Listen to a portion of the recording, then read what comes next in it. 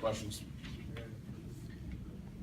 Andy, obviously, the first half able to keep it close, and that second half, it looked like Bryce Brown took over a little bit. Just what defensively. They just looked faster to me, really, all night. I thought we were scrappy enough in the first half to hang around because we didn't give them a lot of second shots. When the game was still in play, despite our inability offensively to make plays at the basket. I think we were 4 for 12 in the paint in the second half. We just weren't finishing plays. We were making poor decisions as it related to penetrating pitch and stepped out of bounds a couple of times, which obviously you can't do to beat the 11th ranked team in the country. But I just thought they were faster to the ball. When we had it to a 4 or 5 point game, they had 2 or 3 possessions where they had multiple attempts off the backboard. We tried to go small because of our foul trouble. Bruce fouls out in 13 minutes after fouling out in 12 minutes. Dom was a little bit, the speed of the game's a little tough for him. So we had Markel, and really, even when you play Eustis, you're small. And we just could not secure our defensive glass. You guys haven't turned it over a lot as of late. Tonight you had some problems with that. Yeah, Drake has 6, and he's really been good with it all year.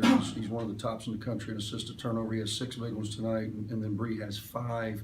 Again, it comes down to decision making and playing through contact. These games are hard to win, and you got to be able to play through some contact. And I thought they knocked us off our spot a little bit. We didn't handle the ball as well as we need to.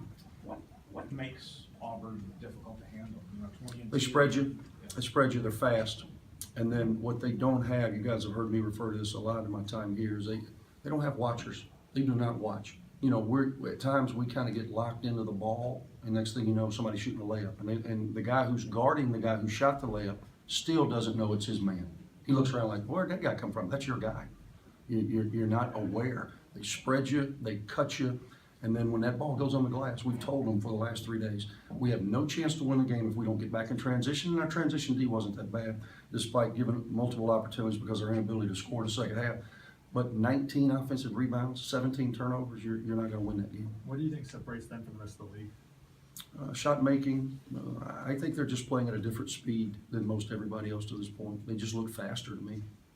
And it's 4 losses in the last 5. Why do you think this team has not come together maybe the way that we would hope it was going? I don't know. I think that it's one problem after another. We get Bruce, and I knew it was going to be a little bit of a process. A big difference between Jones Community College and the SEC. And we knew there was going to be a little bit of a transition for him and for Dom. But then we think we get there and we kind of have to take a huge step back. We need an inside presence. We cannot be so dependent upon perimeter shots.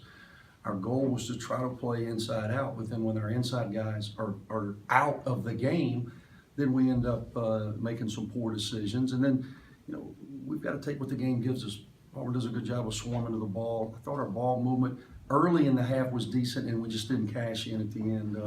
It's been frustrating. I know it's frustrating for everybody. Trust me, it's frustrating for me because I'm trying to get this team. I don't know what its potential is, but I'm trying to get us to play to our potential. We've shown capable in our last 2 outings in this building against Florida and Alabama, but we've got to be scrappy. And I just thought Auburn was quicker to the ball to us all night.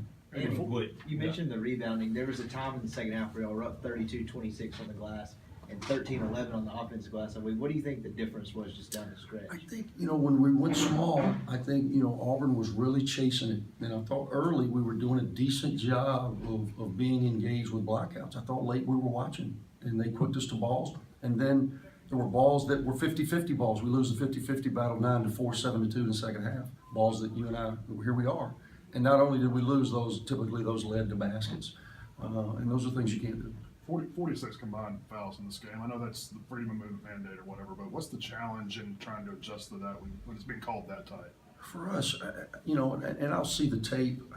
Typically, the officials do a pretty good job. We all look at it through our own perspective, and we want the calls. But the reality is, they're right more times than not. I just think we're super reactionary, and that's disappointing because there's certain things you can control. Sometimes you're going to go against a guy that's better than you, but scatter report, game planning, understanding, sitting on Mustafa Haran's left hand. He's a left-hand driver, and we let him get to his left hand. We know that Bryce Brown is a catch-and-shoot guy, and yet he still got off 7 threes on us. Those are things that this team cannot get away with and be successful. It feels like a lot of people don't talk about Jared Harper, but he was able to affect the game tonight on a night he didn't shoot well at all. No, I think he's their motor because of his speed and his dribble penetration. You know, we were hoping that, again, the game plan was for him to have to make tough twos. Let him penetrate, don't over help because he's penetrating to draw help to find the open guy. I thought we did a decent job on him. Again, the offensive rebounds, when we would come up, we couldn't finish the possession by getting the ball.